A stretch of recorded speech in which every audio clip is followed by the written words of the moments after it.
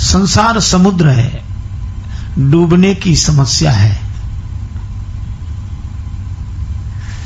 दो कारण से व्यक्ति डूबता है, एक अहमता, एक ममता।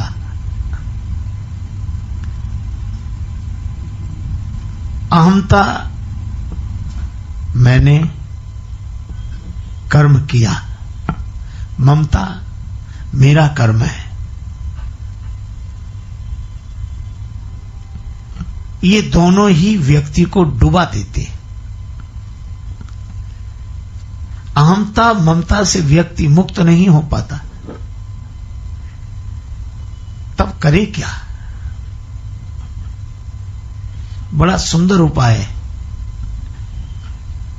अहमता और ममता, ममता तू न गई मेरे मन ते, पाके केस जन्म के साथी ज्योति गई नैनन ते, ममता तू न गई मेरे मन ते। और अहमता भी ऐसी है।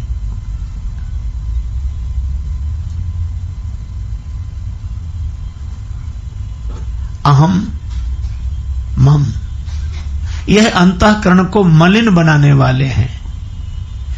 अहमम मलिन जनेषु, मेरा अंतःकरण अहमता ममता के कारण मैला है।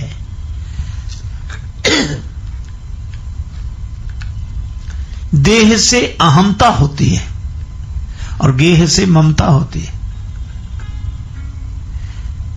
तब भक्तों ने इसका सरल उपाय निकाला। अहमता ममता दो हैं और भगवान श्री राम जी के चरण कमल भी दो हैं। अहमता ममता। श्री लक्ष्मण जी राम जी का दर्शन करते हैं तो अहमता ममता से मुक्त हो जाते हैं। राम बिलो की बंधु कर जोरे, राम बिलो की बंधु कर जोरे,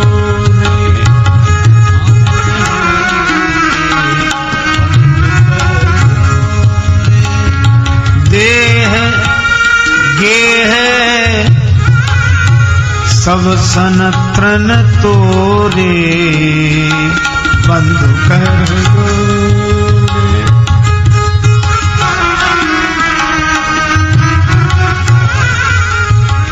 बंधु कर जोरे, बंधु कर जोरे,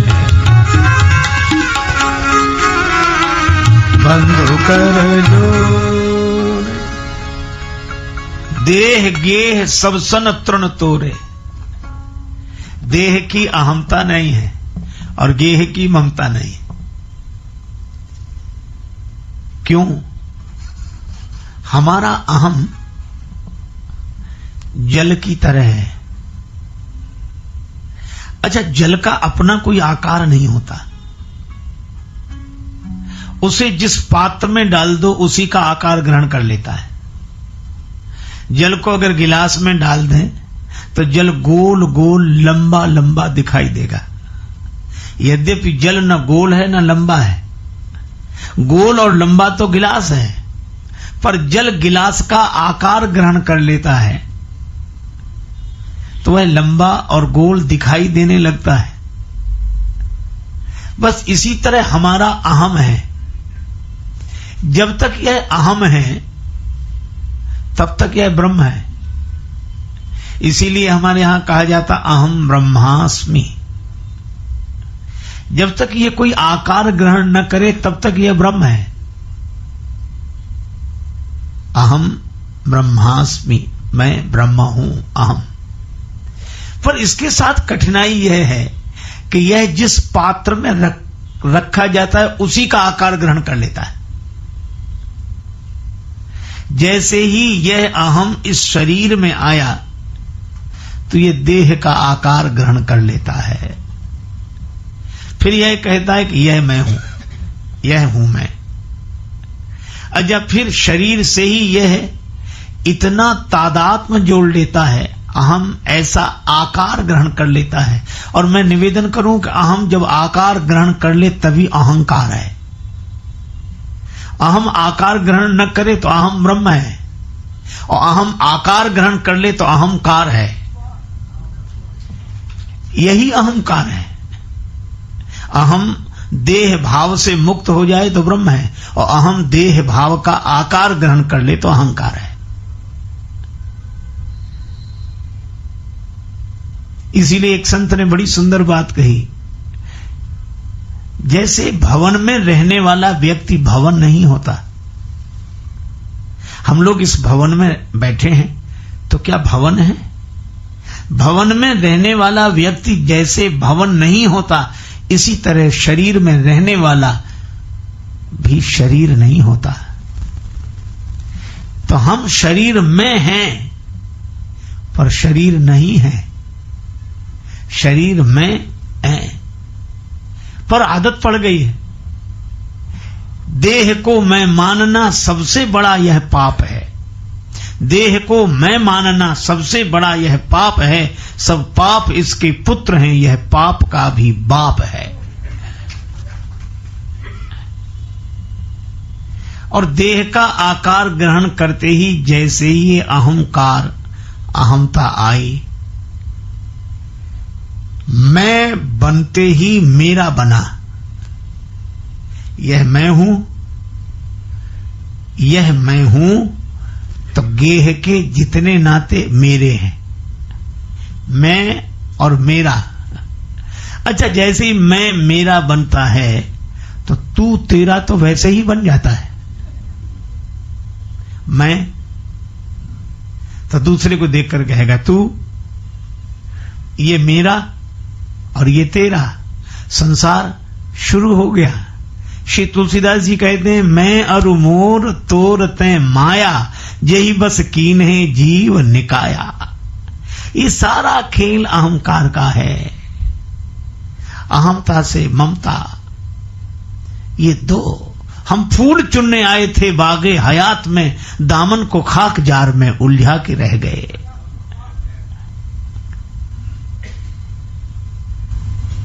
बहुत कठिन है।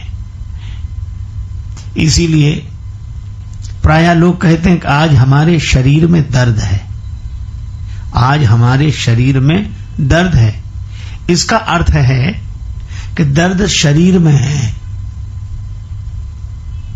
दर्द शरीर में है,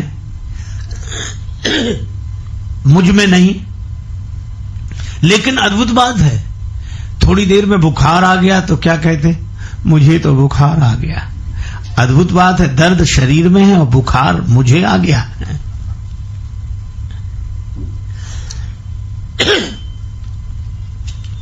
जिसमें दर्द है बुखार भी उसी को आया। अच्छा देखो कैसी अद्भुत बात है। शरीर सोया शरीर जागा, और हम क्या सोचते हैं, अब हम सो गए, सो रहे हैं, अब हम जाग गए। शरीर की जितनी क्रियाएं हैं सब हम अपने ऊपर आरोपित करते हैं। बंदर पकड़ने वाले क्या करते हैं, छोटी सी मटकी में चने डाल देते हैं, उसका मुंह छोटा रहता है, और मटकी मैदान में रख देते हैं। बंदर आता है इधर उधर से, वो मटकी को देखकर सोचता है इसमें कुछ होगा। अब उसका मुंह रहता है छोटा सा, तो अपना हाथ डालता है और हाथ तो चला जाता है। अब चने अपनी मुट्ठी में भर लेता है। अब मुट्ठी बांध ली, और मुट्ठी जैसे ही बांधी तो वो हाथ निकलता नहीं। मुंह उसका छोटा, ऐसे तो हाथ चला जाएगा। अब मुट्ठी बंधी हो तो हाथ निकले कैसे? तो ची ची ची तो बहुत करता है, पर मुट्ठी नहीं खोलता है, और सोचता है हमें मटकी ने पकड़ लिया। अरे मटकी क्या पकड़ेगी, उसे मटकी ने नहीं पकड़ा है, उसकी मुट्ठी ने ही उसे पकड़ रखा है। अगर मुट्ठी खोल दे तो मट्टी क्या पकड़ सकती है उसे, मटकी क्या पकड़ सकती है। श्री कबीरदास जी से किसी ने कहा कि बाबा हमें माया से छुड़ाओ। श्री कबीरदास जी पीपल वृक्ष की बड़ी बड़ी जड़ें निकली हुई थी, दौड़ कर गए, एक जड़ को पकड़ लिया। कहने लगे कि पहले तुम हमें इससे छुड़ाओ। कहा कि बाबा ये तो पीपल की जड़ है, जड़ क्या तुम्हें पकड़ेगी, तुम ही पकड़े हो। श्री कबीरदास जी ने कहा यही उत्तर है। तुमको देह नहीं पकड़ता, देह को तुमने ही पकड़ा है, यह अहंकार। लेकिन निरंतर जागना और अभ्यासरत रहना कठिन है। अगर ऐसा हो सके तो धन्यता है।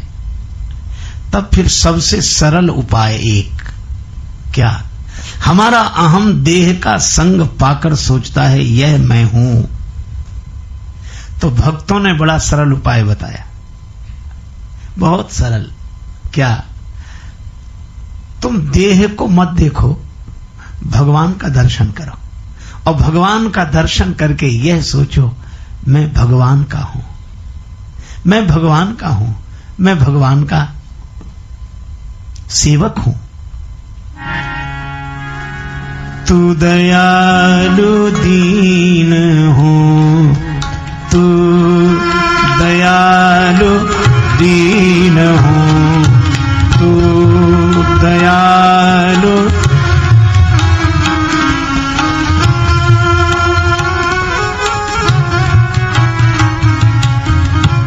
तू दानी हो भिखारी,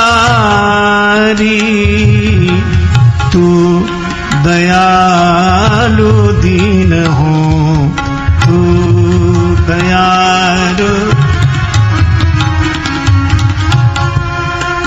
तू दानी हो भिखारी,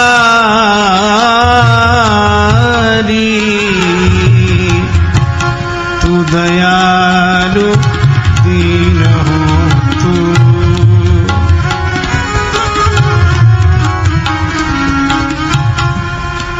हो प्रसिद्ध पात की, तू पाप पुंज हारी,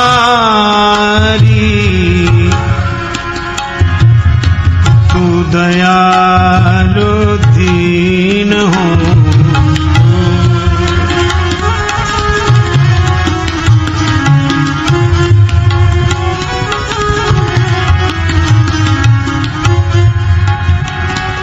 तू दयालु दीन हो, दीन हो, दीन हो।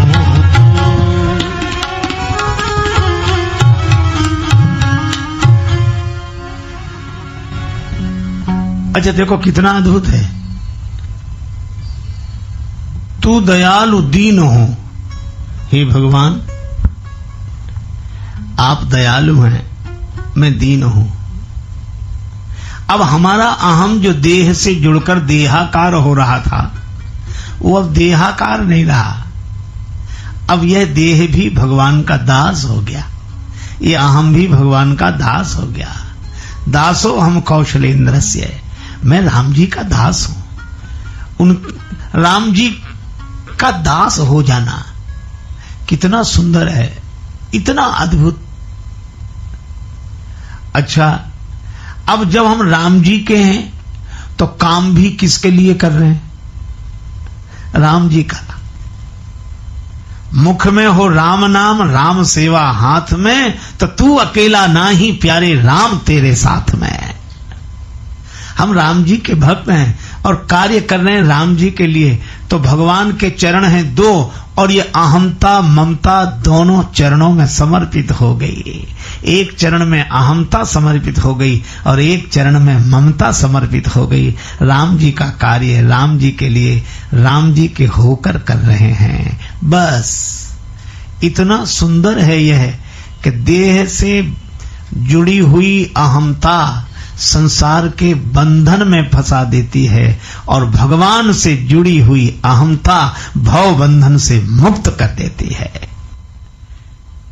तो यह एक उपाय है, अहमता ममता। एक व्यक्ति अपनी बेटी की ससुराल में गया। बेटी ने बहुत प्रार्थना की, पिताजी सायंकाल हो रहा है, भोजन कर लें। नहीं बेटी, मैं तुम्हारा भोजन ग्रहण नहीं करूंगा। क्यों? बेटी के यहां का तो पानी तक नहीं पीना चाहिए, मैं बेटी का पानी पीऊं, भोजन करूं? धर्म के विरुद्ध है। मैं नहीं। बेटी ने कहा कि पिताजी घर में होते तो क्या भोजन नहीं करते? हां, घर में कर लेता। क्यों? वहां मेरा था, यहां तुम्हारा है। बेटी ने धर्म मानकर संतोष किया। लेकिन रात्रि को वह जब व्यक्ति सोया तो स्वप्न में भगवान प्रकट हुए और भगवान ने उस व्यक्ति से कहा कि हम तो धोखे में ही रहे और तुमने बड़ा धोखा दिया हमें। क्यों? भक्त ने पूछा क्यों? भगवान ने कहा तुम रोज कहते थे तन मन धन सब तेरा, प्रभु सब कुछ है तेरा, तेरा तेरे अर्पण क्या लागे मेरा। पर आज मुझे पता लग गया कि मेरा नहीं है। कहते ही हो घर में तुम्हारा है, यहां तुम्हारी बेटी का है, ना हमारा वहां है ना हमारा यहां है। उसकी नींद खुल गई, स्वप्न टूट गया और मुझे लगता है कि सचमुच नींद खुल गई। नींद खुलने से नींद खुल गई। जो मेरा तेरा मान रहा था, इस मेरे तेरे से मुक्ति हो गई। उसने बेटी से कहा कि बेटी ला मैं भोजन करूंगा। बेटी ने कहा पिताजी हमारा भोजन कैसे करेंगे? उस व्यक्ति ने कहा कि इस ज्ञान में ही अज्ञान था कि मेरा है और तेरा है। अब मुझे ज्ञान हो गया, न मेरा है न तेरा है, सब कुछ भगवान का है, इसलिए भगवान का प्रसाद मैं ग्रहण करूंगा। यह है अहमता भी भगवान से जुड़ गई, ममता भी भगवान से जुड़ गई। करिए राम पद पंकज नेहा, भगवान के होकर भगवान के लिए कर्म करें। और सचमुच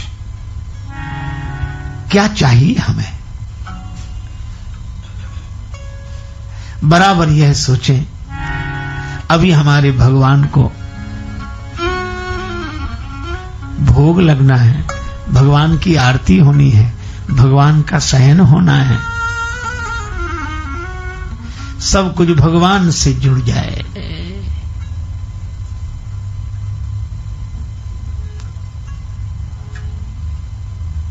भारतवर्ष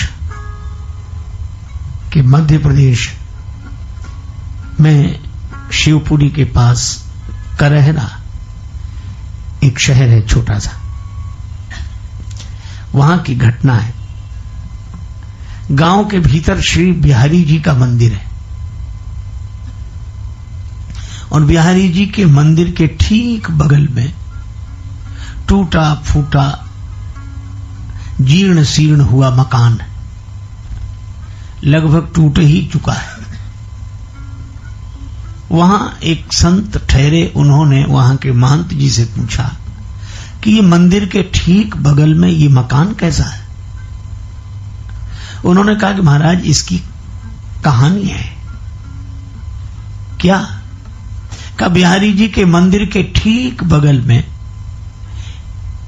एक महिला रहती थी, गहोई वैश्य, और उसके परिवार में कोई नहीं बचा था, कोई नहीं, अकेली। पर वह दुकान चलाती थी, पकौड़ी बनावे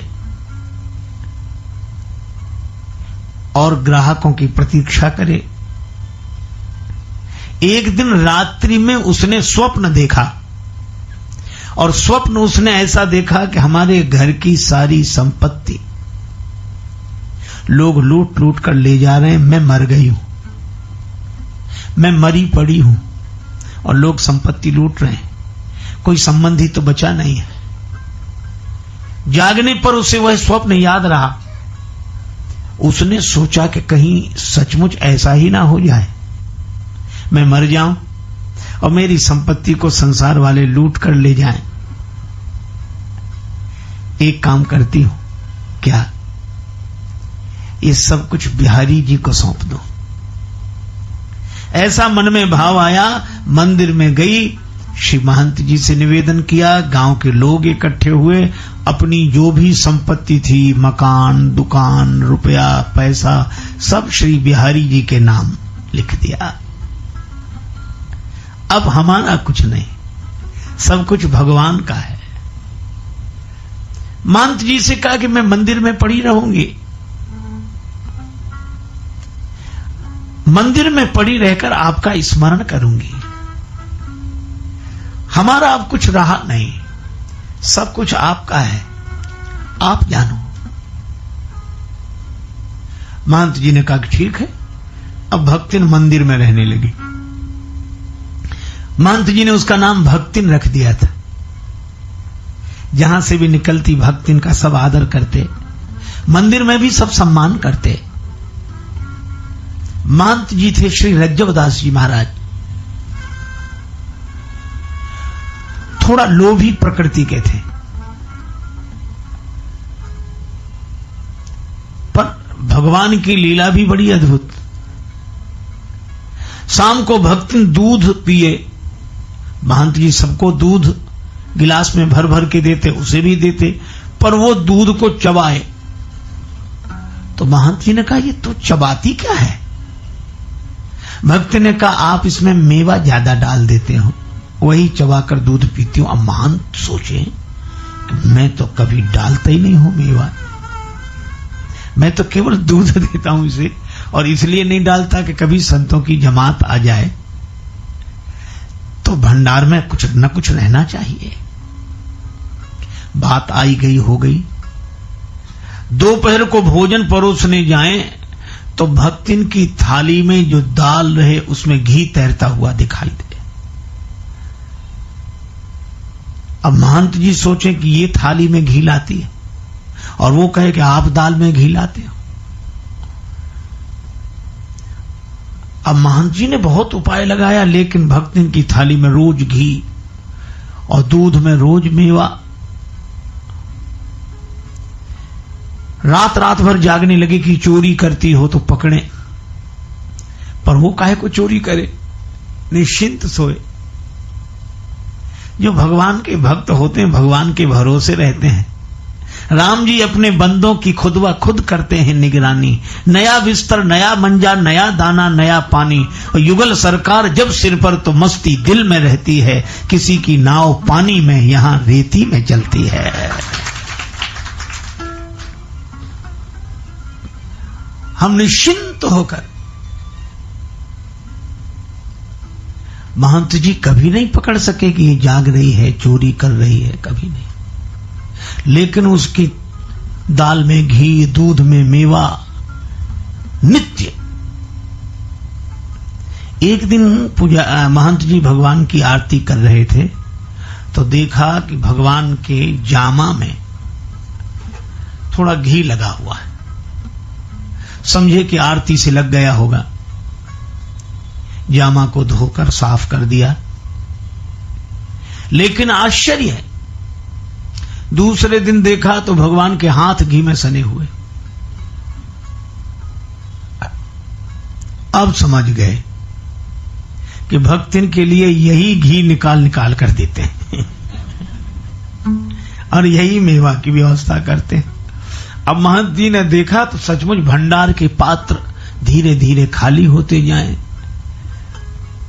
तो महंत जी ने भगवान से प्रार्थना की। उन्होंने यही कहा, ग्वाल सिंहासन पे पूज के भयो ठाकुर हूँ पे ठगोरी न छुटी। काहू को काम बने बिगड़े, ब्रजराज तेरी यह चोरी न छुटी। बाल्यकाल से ही चोर हो, चीर चोर, माखन चोर। गोपिकाओं ने कितने कितने नाम दिए, सही दिए। लेकिन अब तो मंदिर के सिंहासन पर बैठे हो, ठाकुर हो, पूज्य हो, सब आरती करते, प्रणाम करते। अब तो ये बचपना छोड़ो, और मैं इसलिए थोड़े रखे हूं कि मुझे कोई लोभ है। मैं तो यह सोचता हूं कि संतों की जमात किसी दिन आ गई तो कितनी हंसी होगी, तुम्हारे यहां कुछ नहीं होगा, इसलिए ये सब रखा है। रोज प्रार्थना करते और भगवान से बोल बोल कर कहते, लेकिन भगवान की लीला भी ऐसी कि कभी बंद नहीं हुआ। अब भगवान समझे नहीं और महंत जी का मन माने नहीं। उन्होंने सोचा कि भक्तिन को ही निकाल दो। तो भक्तिन को निकालें कैसे? सोचने लगे ऐसा कोई कलंक लगाओ कि भक्तिन निकल ही जाए मंदिर से। अब महंत जी बाहर बैठ जाएं और ऐसे ही चर्चा करने लगे, भक्तिन ने तो एक पति कर लिया है। अब ऐसी बात तो बड़ी जल्दी फैलती है, महिलाओं में इधर उधर सब जगह चर्चा हुई। अब भक्तिन का निकलना मुश्किल। भक्तिन जहां से निकले महिलाएं उसे देखकर हंसे। क्या हुआ है? महंत जी कहते हैं तुमने ऐसा कर लिया है, एक पति कर लिया है। भक्तिन को बड़ी पीड़ा हुई।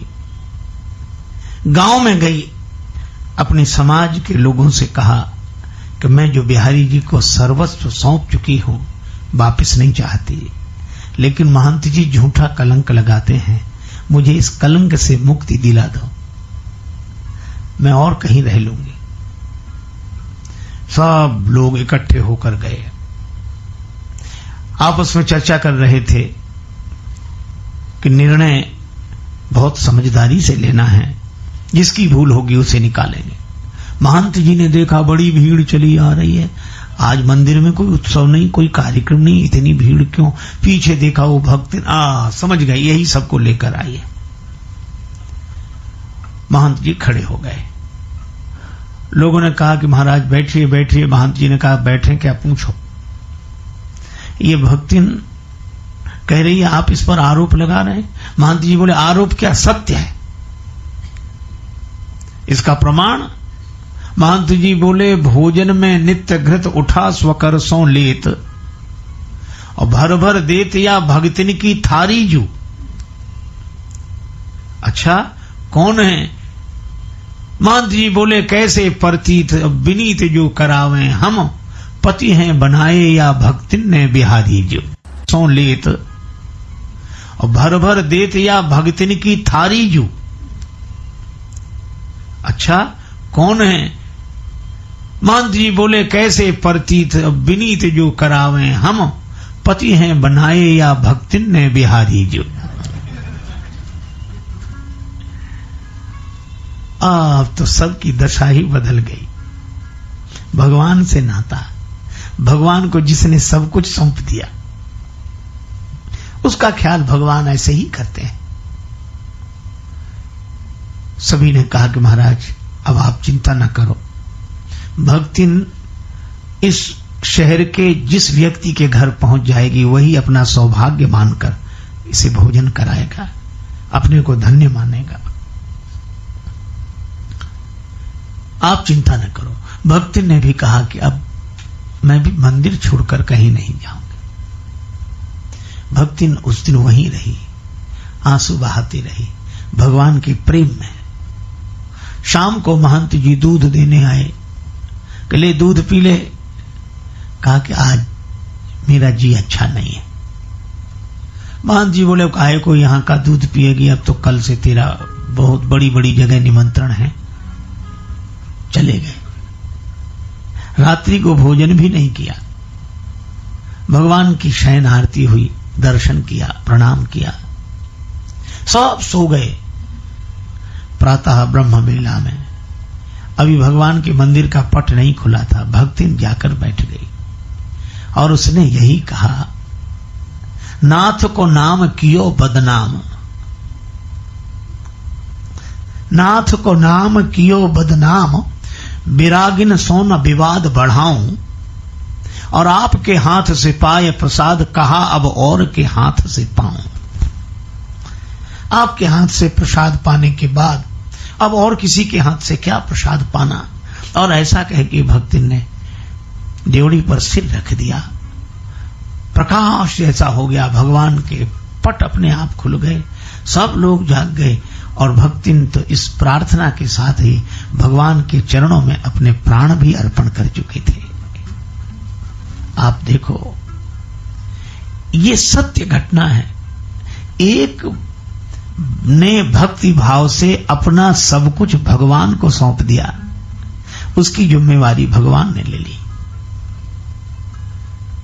महंत जी जागे, यह सब दशा देखी, विमान बना, अंतिम संस्कार हुआ। और जब तक महंत जी उस मंदिर में रहे, भगवान बिहारी जी की आरती के बाद छत पर जाकर नदी की ओर भक्तिन के निमित्त भी आरती उतारते थे। धन्य है ऐसे भक्त और धन्य है उनके भगवान। आप देखो, भगवान से अपना जोड़ कर देखो, अपने को जोड़ कर देखो। भगवान से जो वस्तु जोड़ी जाती है वह अनंत हो जाती है, अनंत से जोड़कर अनंत।